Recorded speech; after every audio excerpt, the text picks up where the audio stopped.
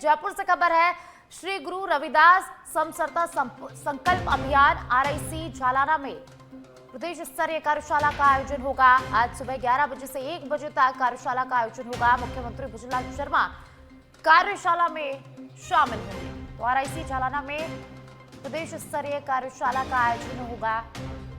तो आज ये आयोजन किया जा रहा है। आज सुबह 11 बजे से 1 बजे तक कार्यक्रम का आयोजन होगा। आरआईसी में कार्यक्रम रखा गया और मुख्यमंत्री भजनलाल शर्मा इस कार्यशाला में शामिल होंगे। तो राजधानी जयपुर से बड़ी जानकारी, जहां आज आरआईसी में कार्यशाला का आयोजन होगा।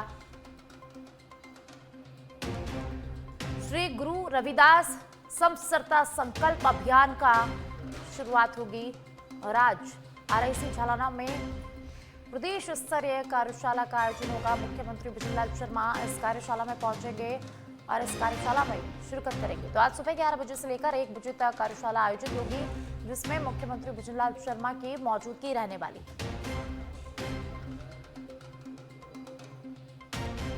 तो जयपुर से खबर है। आज आरआईसी में और ज्यादा जानकारी के लिए पॉलिटिकल एडिटर लाल सिंह फौजदार जुड़ चुके हैं। लाल सिंह, श्री गुरु रविदास समसरता संकल्प अभियान के तहत आज राज्य स्तरीय कार्यशाला का आयोजन हो रहा है। मुख्यमंत्री भजनलाल शर्मा भी इस कार्यशाला में पहुंचेंगे, क्या कुछ जानकारी लाल सिंह?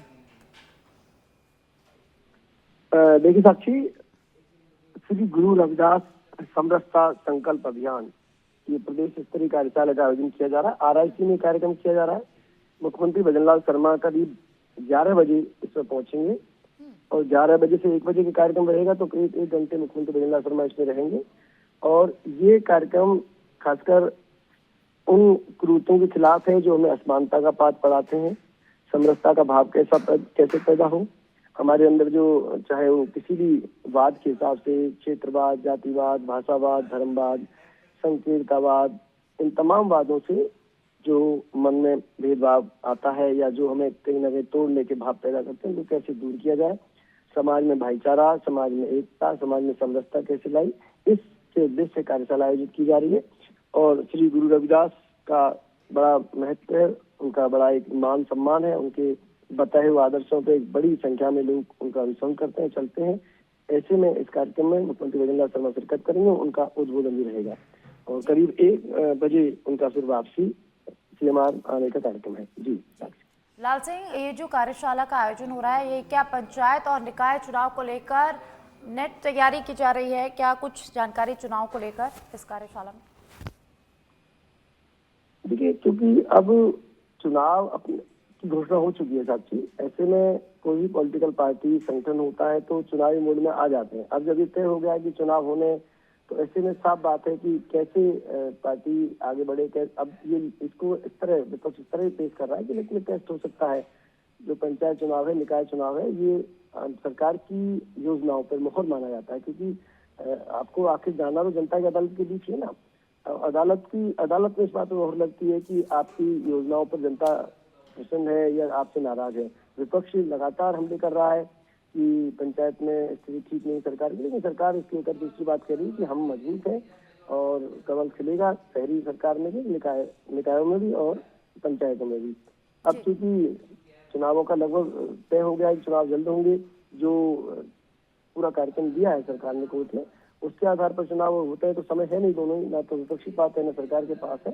तो ऐसे में सरकार अपने कार्यों को जनता के बीच ले जाएगी और हर माध्यम से बताएगी कि हमने जो वादे किए थे पूरे किए, जमीन हालात में उतारा जा रहा है। जी बहुत बहुत शुक्रिया लाल सिंह इस तमाम जानकारी के लिए। तो जयपुर से खबर है, आज जयपुर में कार्यशाला का आयोजन होगा।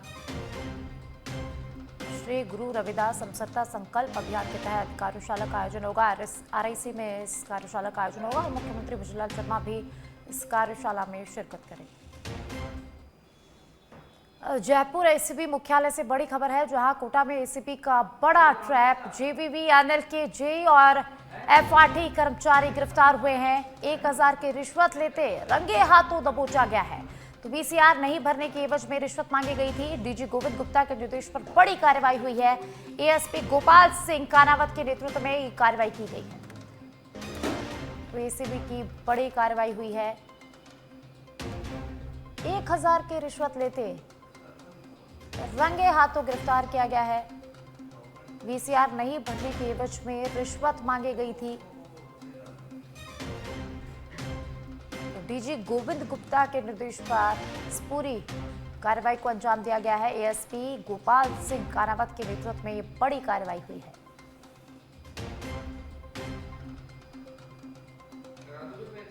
तो जयपुर एसीपी मुख्यालय से एक खबर हम आपको बता रहे हैं, बड़ी खबर बता रहे हैं, जहां एसीपी की बड़ी कार्रवाई हुई है। कोटा में एसीपी की बड़ी कार्रवाई देखने को मिली है। तो जेबीवी एनएल के जेई और एफआरटी कर्मचारी को गिरफ्तार किया गया है। 1000 रुपए की रिश्वत लेते रंगे हाथों गिरफ्तार किया गया है।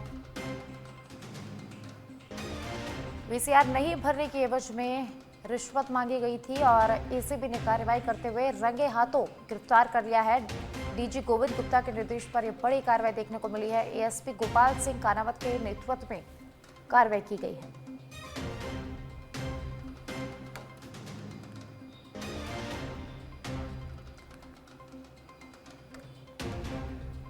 जयपुर एसीबी मुख्यालय से बड़ी खबर। कोटा में एसीबी की बड़ी कार्रवाई हुई। जेबीवी एनएल के जेई और एफआरटी को रंगे हाथों रिश्वत लेते गिरफ्तार किया गया है। तो 1000 रुपए की रिश्वत लेते रंगे हाथों दबोचा गया है। वीसीआर नहीं भरने के एवज में रिश्वत मांगी गई थी और दोनों को रिश्वत लेते रंगे हाथों गिरफ्तार कर लिया गया है।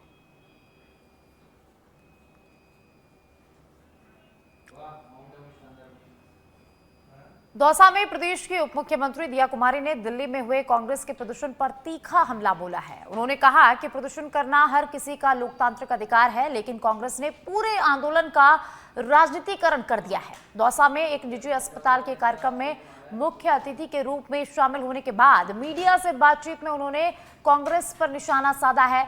दिया कुमारी ने आरोप लगाया है कि कांग्रेस ने छात्रों के आंदोलन को पूरी तरह से हाईजैक कर उसे राजनीतिक मंच बना दिया है।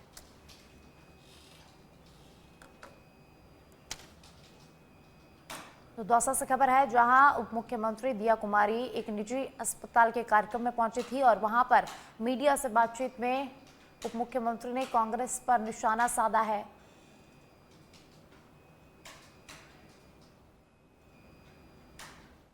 विकास का काम जारी रहता है। सिर्फ चुनाव आ रहे हैं इसलिए विकास ज़्यादा करो या गति बढ़ाओ, ऐसा नहीं। हमारी जो भारतीय जनता पार्टी है 24 घंटे हमेशा ही जनता के बीच में हमारे नेता भी रहते हैं, कार्यकर्ता भी रहते हैं और हमेशा ही कुछ भी अगर कार्य होता है दुख में सुख में साथ रहते हैं। और विकास के भी काम बहुत सारे हुए राजस्थान में और बहुत मुझे लगता है जनता भी इस चीज़ को देखती है और मानती है। प्रोटेस्ट करने का हक तो सभी को होता है और बच्चों को भी था, लेकिन जिस तरह से इसको पॉलिटिसाइज कर दिया गया राहुल गांधी ने, कल जिस तरह से उन्होंने एक तमाशा किया हमारे माननीय प्रधानमंत्री जी के रेजिडेंस के बाहर, मुझे लगता है वो बिल्कुल भी आवश्यक नहीं था। आपको चाहिए कि आप इसको हाईजैक कर लो, आप इसको पॉलिटिसाइज कर लो। किसके पीछे? उन बच्चों का भविष्य है, मानते हैं हम लोग, और उसके लिए भी आगे सरकार डेफिनेटली कर भी रही है और आगे भी करेगी विकास का। जयपुर में बुधवार को राहुल गांधी और कांग्रेस के विरोध में बीजेपी ने प्रदेश मुख्यालय से गवर्नमेंट हॉस्टल तक पैदल मार्च निकाला। प्रदर्शन में बीजेपी प्रदेश अध्यक्ष मदन राठौड़ समेत कई नेता और कार्यकर्ता शामिल हुए। बैरिकेडिंग पार करने की कोशिश पर पुलिस ने भीड़ को नियंत्रित करने के लिए वाटर कैनन का इस्तेमाल किया। राठौड़ ने राहुल गांधी के बयानों की आलोचना करते हुए जंतर मंतर पर चल रहे छात्र आंदोलन को राजनीतिक बताया है और दावा किया कि प्रदर्शन में वास्तविक छात्र नहीं बल्कि बाहर से लाई गई भीड़ शामिल है। भाजपा ने कांग्रेस पर युवाओं के मुद्दों का राजनीतिक लाभ लेने का भी आरोप लगाया है।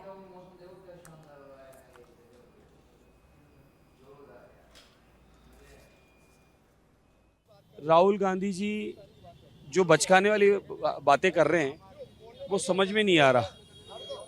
न तो जैन जी है और न ही कोई इस प्रकार का कोई, ये जैन जी का और किन्हीं भी युवाओं का नाम खराब करके बदनामी करके जो काम कर रहे हैं राहुल गांधी जी, आम आदमी, ये जो लोग कर रहे हैं, ये इनके पास में कोई विषय नहीं है, कोई मुद्दा नहीं है। आदरणीय मोदी जी ने जो ऐतिहासिक काम किया है पूरे देश में, उस काम को देखते हुए पूरा देश, हर वर्ग, भले वो मातृशक्ति हो, भले वो युवा हो, भले किसान हो, कोई गरीब वंचित किसी रूप में कहीं रह गया हो, तो सबका देखते हुए योजनाएं बनाई, सबको लाभ दिया जा रहा है। तो अब कांग्रेस जिस प्रकार से बिहार में, जिस प्रकार से बंगाल में जो समाप्त हो गई और पूरे देश में धीरे धीरे कांग्रेस समाप्त हो रही है, तो कांग्रेस, आम आदमी, इस प्रकार की जो कॉकरोच, जो इस प्रकार के लोगों को बहाना मिला है एक व्यर्थ की चर्चा करने का। सही मायने में पेपर लीक क्या होते थे, पेपर लीक माफिया क्या होते थे, ये पता है आप हम सबको, किस प्रकार की सरकारों के समय में हुआ था। हमारे आदरणीय मुख्यमंत्री ने ठोस नीति बनाई, कानून बनाया, पेपर लीक माफियाओं पर रोक लगाई। पूरे देश में इस प्रकार से मोदी जी के नेतृत्व में ऐतिहासिक काम हो रहा है। लेकिन अब क्या है कि विपक्षियों के पास में कोई मुद्दा नहीं है, कोई विषय नहीं है और आगे चुनाव में जाने की स्थिति नहीं है, तो वो इस प्रकार का एक षड्यंत्र रच रही हैं और वो बिल्कुल कहते हैं कि संविधान के विरुद्ध काम कर रही है। जो संविधान की बातें किया करते हैं वो संविधान के विरुद्ध काम कर रहे हैं, जो उचित नहीं है। राहुल गांधी जी को मेरे को लगता है कि 60 साल में भी समझ नहीं आई कि हम लोग क्या करने जा रहे हैं और किस प्रकार से हमारे युवाओं को हम लोग विकास की जो इस गति में युवा काम कर रहा है, बढ़ रहा है, उस युवा के नाम से हम लोग किस प्रकार का षड्यंत्र रच रहे हैं, जो धीरे धीरे इतनी बड़ी पार्टी जिसने इस देश के कई प्रांतों में राज किया, उससे आज उसका नेतृत्व इनकी मर्यादा का तार तार कर दिया, देश की आदर्श मर्यादा को तार तार कर दिया। नेहरू जी भी प्रधानमंत्री रहे, इंदिरा जी भी प्रधानमंत्री रही, राजीव गांधी भी प्रधानमंत्री रहे, मनमोहन सिंह जी भी प्रधानमंत्री रहे। कभी भी ऐसा निंदनीय कृत्य विपक्ष ने नहीं किया जो आज कांग्रेस के नेता प्रतिपक्ष ने कल किया था। देखिए, प्रधानमंत्री आवास के बाहर धरना देने का मतलब क्या है? लोकतांत्रिक तरीके से अपनी बात रख सकते थे। जब वहां पर हमारे मंत्री, प्रधानमंत्री जी के जो साथी मंत्री जितेंद्र प्रसाद जी खुद गए धरना स्थल पर, राहुल गांधी से बात की कि आप धरना मत दीजिए, ये मर्यादित व्यवहार नहीं है, तो कहा कि आप सदन में चर्चा करा दो, नीट पर हम तैयार हैं। तो उन्होंने इस शर्त को स्वीकार कर लिया कि आइए हम सदन में चर्चा करने के लिए तैयार हैं और कितने समय चर्चा होगी हम बिजनेस एडवाइजरी कमेटी में तय कर देंगे। फिर मुकर गए, कहा धर्मेंद्र प्रधान का इस्तीफा चाहिए। ऐसा थोड़ी होता है, जुबान से जो व्यक्ति फिसल जाए। पहले तो सदन के अंदर जब बिजनेस एडवाइजरी कमेटी की तय हुआ, उस मीटिंग में तय हो गया, उस पर चर्चा करते नहीं। खड़गे जी हंगामा करते हैं, राहुल गांधी जी हंगामा करते हैं, सदन 2 दिन चलने नहीं दिया। तो ये हंगामा करना ठीक नहीं है, ये मर्यादित व्यवहार नहीं है। और इस प्रकार से धरना दे करके बैठ जाना, ये एकदम निंदनीय कृत्य है। इसलिए हमने आज प्रदर्शन किया कि कांग्रेस को सद्बुद्धि मिले, उसके नेताओं को सद्बुद्धि मिले। अब वो इस्तीफा मांग रहे हैं। अरे, राजस्थान के अशोक गहलोत जी जो पूर्व में मुख्यमंत्री रहे हैं, उन्होंने भी इस्तीफा मांगा।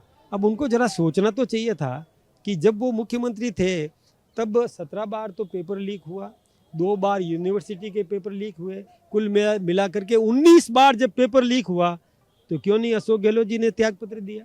इतनी बड़ी पार्टी के कई राज किया, उससे आज उसका नेतृत्व इनकी मर्यादा।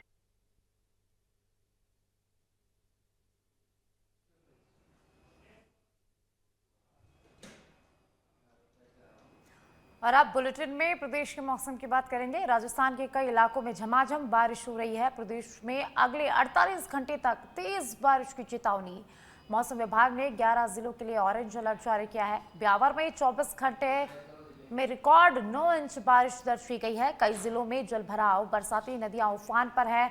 जयपुर, अजमेर, अलवर, सीकर समेत कई शहरों में बारिश का दौर लगातार जारी है। तो दक्षिणी राजस्थान में कहीं कहीं भारी से अति भारी बारिश की संभावना। इसी के साथ 25 जुलाई के बाद पश्चिमी राजस्थान में बारिश धीमी होने के आसार जताए गए हैं। तो राजस्थान में बारिश का दौर जारी है। प्रदेश में अगले 48 घंटे तक तेज बारिश की चेतावनी दी गई है। ब्यावर में 24 घंटे में रिकॉर्ड 9 इंच बारिश दर्ज की गई है। मौसम विभाग ने अगले 11 जिलों के लिए ऑरेंज अलर्ट जारी किया है। इसी के साथ जयपुर, अजमेर, अलवर, सीकर समेत कई शहरों में बारिश का दौर लगातार जारी है। तो मौसम विभाग ने 11 जिलों के लिए ऑरेंज अलर्ट जारी किया है। दक्षिणी राजस्थान में कहीं कहीं भारी से अति भारी बारिश की संभावना जताई गई है। इसी के साथ 25 जुलाई तक बारिश की संभावना है और 25 जुलाई के बाद पश्चिमी राजस्थान में बारिश की गतिविधियां कुछ कम होने के आसार हैं।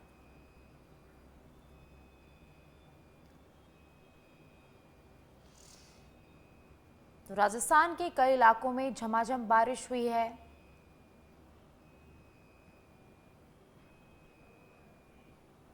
तो अगले 48 घंटे तक तेज बारिश की चेतावनी जारी की गई है। प्रदेश के 11 जिलों में बारिश का ऑरेंज अलर्ट जारी किया है और इसी के साथ 25 जुलाई के बाद पश्चिमी राजस्थान में बारिश की गतिविधियां कम होने के आसार है। ब्यावर में 24 घंटे में रिकॉर्ड 9 इंच बारिश दर्ज की गई है। और माउंट आबू से मेरे सहयोगी दीपक मेरे साथ लाइव जुड़ चुके हैं। दौसा से विष्णु आशीर्वाद मेरे साथ है और जयपुर से दीपेश गर्ग मेरे साथ जुड़े हुए हैं। तो सबसे पहले दीपक मैं आपके पास आऊंगी। दीपक, माउंट आबू काफी सुंदर शहर है और बारिश में तो नज़ारा ही कुछ और होता है। अगर बारिश की बात करें तो माउंट आबू में बारिश का दौर कैसा है? पिछले 24 घंटे में कितनी बारिश हुई और अगले 24 से 48 घंटों के लिए क्या अलर्ट क्या जारी किया गया है? देखिए, यहाँ मैं बताना कि माउंट आबू में कल से मौसम एकदम परिवर्तित हो गया है और यहाँ पर घने कोहरे के बीच में बारिश, रिमझिम बारिश जहाँ कल थी वहीं आज रात भर झमाझम बारिश हुई है। लगभग 1.5 से 2 इंच बारिश होने का अनुमान है यहाँ पर माउंट आबू में। ऐसे में दर्शकों का जो है वो काफी संख्या में देखे जा रहे हैं। दर्शक इस मौसम का पूरा आनंद लेते हुए नजर आ रहा है। मेरे कैमरामैन सहयोगी दिखाएंगे। देखिए, दूर तक कोहरा दिख रहा है, विजिबिलिटी एकदम कम है, लगभग 10 मीटर विजिबिलिटी है। और ऐसे में जैसे जैसे सूर्यदेव ऊपर आएंगे और अपनी उनकी तपिश के बाद में कोहरा धीरे धीरे हटेगा और यहाँ का मौसम एकदम सुहावना हो जाएगा। मैं यहाँ बताना चाहूँगा कि मौसम का कहे तो जो पहाड़ है उन पर शानदार हरियाली हो रखी है और पर्यटक इसी मौसम का आनंद लेने के लिए यहाँ माउंट आबू आते हैं। जी किस तरीके से पर्यटक यहाँ पर इस मौसम का आनंद ले रहे हैं और कितनी संख्या में यहाँ पर पर्यटक मौजूद है? क्या इस मौसम की वजह से क्या पर्यटकों की संख्या में कुछ कमी या बढ़ोतरी दर्ज की गई है? दीपक जी, मैं यहाँ बताना चाहूँगा, पर्यटकों की संख्या में ये मौसम की शुरुआत के साथ ही यहाँ पर्यटकों की संख्या में इजाफा होता है। काफ़ी संख्या में पर्यटक है। मेरे सहयोगी कैमरामैन दिखाएंगे। किशन, देखिए मेरे साथ में काफ़ी दर्शक है यहाँ पर। उनसे बात करने की भी कोशिश करते हैं वो कहाँ से आए हैं और कैसे मौसम का आनंद ले रहे हैं। भैया, कहाँ से आए आप? अहमदाबाद। कैसा मौसम है यहाँ पर? एकदम बढ़िया। और आपके यहाँ कैसा, अहमदाबाद में कैसा लग रहा है? अहमदाबाद में क्लाउडी तो है लेकिन उमस है। कैसे आनंद ले रहे हैं मौसम का? बढ़िया। आप बताएं भैया, कैसा मजा आ रहा है? मजा है। कैसा है मौसम? कोहरा वगैरह देख के कैसा आनंद आ रहा है? दुम्बस बोल रहे हैं। तो देखिए, ये जो कोहरे का पूरा आनंद ले रहे हैं पर्यटक यहाँ। ये मेरे साथ में एक पर्यटक है, चाय की चुस्कियों का आनंद लेते हुए नजर आ रहे हैं। भैया, कहाँ से आए हैं? मैं प्रॉपर अलवर से हूँ और मेरा यहाँ बिजनेस सेट है पिछले 3 साल से और काफ़ी अच्छा मौसम लगा। और मैं भारत के कई जगह घूमता हूँ। हम आर्मी के साथ में काम करते हैं और जगह जगह घूमते हैं, लेकिन जो यहाँ का मौसम अच्छा लगा वो कहीं का ही नहीं लगा। बहुत अच्छा मौसम। यहाँ के मौसम में और आपके यहाँ के मौसम काफ़ी फर्क है, दिन रात का फर्क है। एक तो यहाँ का मौसम है काफ़ी ठंडा है, गर्मी का कभी एहसास नहीं होता। और जो पिछले अब ये 3 महीने का जो मौसम रहेगा वो बहुत अच्छा और कूल रहेगा और काफ़ी अच्छी चीज़ें यहाँ देखने को मिलती है। यहाँ कोई एक तो सबसे बड़ी बात है कि यहाँ लूटपाट या धोखाधड़ी वाला कोई काम नहीं। तो देखिए, जो पर्यटक है यहाँ घूम रहे हैं, चाय की चुस्की का आनंद ले रहे हैं, मौसम का आनंद ले रहे हैं। इसके साथ ही आपको बताना चाहूँगा कि आप देखिए यहाँ और भी पर्यटक है जो छाता लगा के खड़ा, क्योंकि रिमझिम बारिश हो रही है।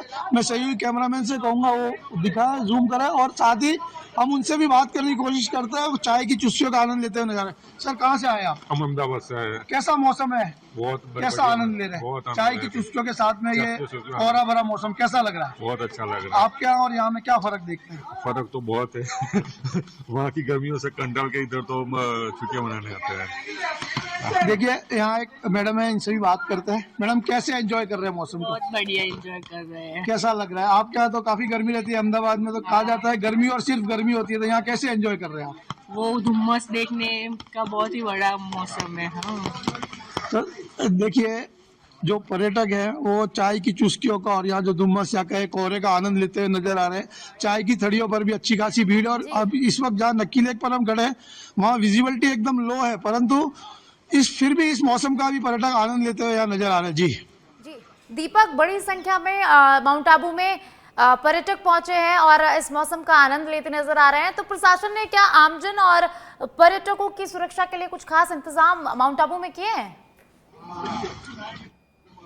देखिए, प्रशासन में यहाँ हमारे जो उपखंड अधिकारी है डॉक्टर अंशुप्रिया, उन्होंने इस मौसम के को देखते हुए आगे की तैयारी कर रखी। जैसे झरने जो बहते हैं वहाँ पे पर्यटकों को जाने से रोका भी जा रहा है, साथ साथ वहाँ पर पुलिस भी तैनात की जाती है ताकि कोई अनहोनी घटना ना हो, ट्रैफिक जाम ना हो, और साथ ही जो पर्यटक है उनके लिए माकूल व्यवस्था की जाए जिसमें पार्किंग है, उनका आवागमन है, और साथ ही पुलिस प्रशासन का भी यहाँ पर पूरा सहयोग है और इस मौसम में कोई घटना दुर्घटना ना हो उसका भी पूरा ध्यान रखा जा रहा है। जी दीपक, आप मेरे साथ बने रहिए। और अब दौसा से मैं विष्णु का रुख करूंगी।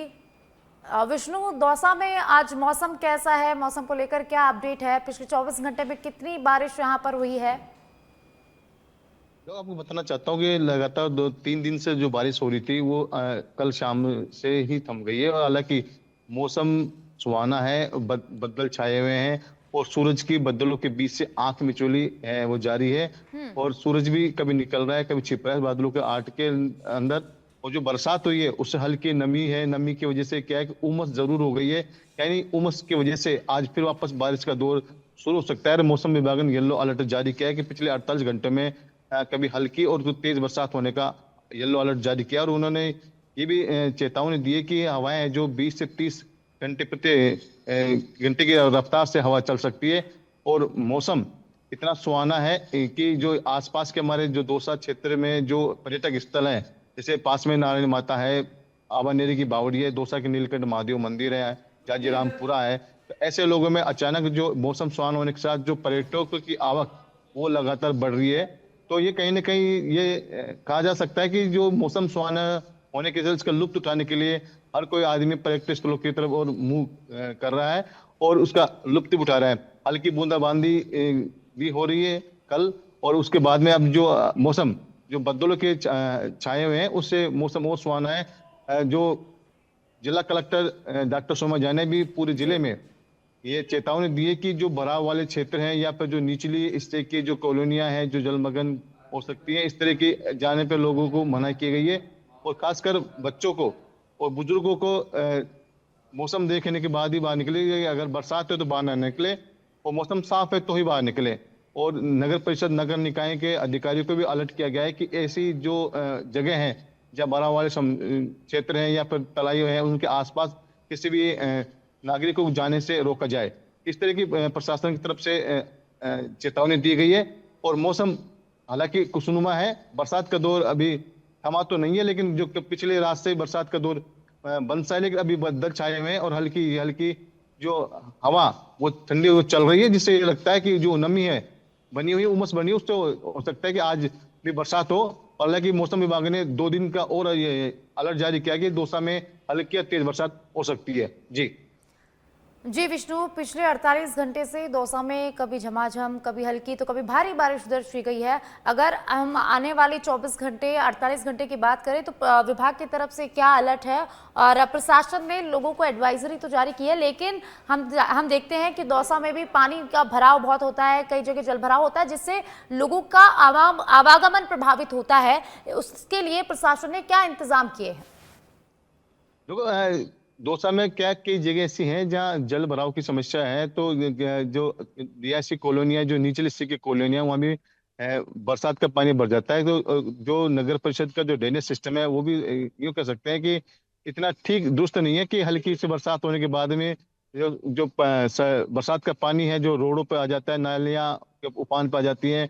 और जगह जगह जो सिटी के अंदर भी है कई जगह, जैसे गांधी तरेवा, मानगंज हुआ, लालसोट रोड हुआ, तो इसके आसपास के क्षेत्र ये भराव वाले जो सिटी के अंदर है उसके बावजूद भी यहाँ हल्की बरसात होने के साथ ही तुरंत पानी सड़क पर आ जाता है और आवागमन बाधित हो जाता है।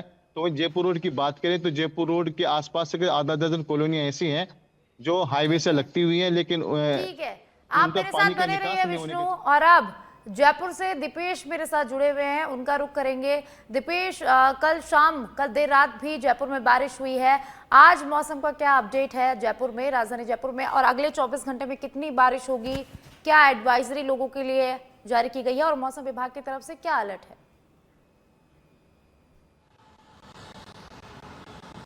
जी साक्षी, हम बात करें राजस्थान की तो राजस्थान में कल पूरे दिन इस मौसम की अधिक बारिश है जो दर्ज की गई है और ब्यावर जिले में सबसे अधिक जो बारिश है दर्ज की गई है। 9 mm बारिश हुई है। और हम बात करें अब मौसम विभाग की तो मौसम विभाग के अनुसार अगले 48 घंटे तेज बारिश की संभावना है और 11 जिलों को और ऑरेंज अलर्ट जारी किया है। ऑरेंज अलर्ट का मतलब है कि तेज बारिश की संभावना। और हम बात करें अब जयपुर की तो जयपुर में पूरी रात झमाझम बारिश रही है, कल भी पूरे दिन झमाझम बारिश रही है और ग्रामीण क्षेत्र में तेज बारिश रही है। और पूर्वी जो राजस्थान है, पूर्वी राजस्थान में 25 तारीख बाद जो बारिश का दौर है वो कम हो जाएगा, परंतु दक्षिण जो राजस्थान है, जो दक्षिण राजस्थान की बात करें तो तेज बारिश होने के आसार है। और मौसम विभाग के अनुसार जो परिस्थितियां है बारिश की, इस जो परिस्थितियां अनुकूल बनी हुई है, तेज बारिश होने की संभावना है और बारिश के साथ साथ हवा चलने की और बिजली कड़कने की भी संभावना बताई गई है। इससे जो मौसम विभाग ने एडवाइजरी भी जारी करी है कि जल भराव वाले क्षेत्र में ना जाए। अभी मैं खड़ा हूं, देखिए आप, जो मौसम है सुहाना हो गया है, लोग सड़कों पे निकले हैं। प्रदेश की जनता को पसीने से और जो राहत मिली है, उमस है, जो उमस खत्म हो गई है। आसमान में अब भी बादल गरजे हुए हैं। अब भी खड़ा हूं तो झमाझम बारिश का दौर जो है लगातार चल रहा है। इससे जो मौसम विभाग ने एडवाइजरी जारी करी है कि कम से कम बाहर निकले, लाइट के पोल के नीचे, पेड़ के नीचे खड़े ना हो। अधिक बारिश होने की संभावना है, जो 48 घंटे है वो ज्यादा बारिश की संभावना है जो है बताई गई है। इसके बाद मौसम कहीं धीमा पड़ सकता है। जी साक्षी। जी दीपेश, अगले कुछ दिनों के लिए तेज बारिश का अलर्ट जारी किया गया है, लेकिन उन लोगों का क्या, जैसे आप हो गए, मैं हो गई, रोज हम जब ऑफिस आते हैं तो कई जगह जलभराव होता है, चाहे वो सीकर रोड हो, रेलवे स्टेशन हो, बहुत ज्यादा यहाँ पर पानी भर जाता है और लोगों को आने जाने में बहुत परेशानी होती है। तो इस बार प्रशासन ने ऐसा क्या इंतजाम किया है, ड्रेनेज के लिए क्या इंतजाम किया गया है कि लोगों की रोजमर्रा की जिंदगी पे कम असर पड़े?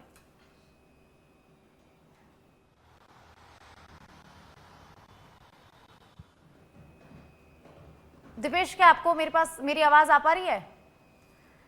चलिए, सभी का बहुत बहुत धन्यवाद हमारे साथ जुड़ने के लिए और जानकारी साझा करने के लिए।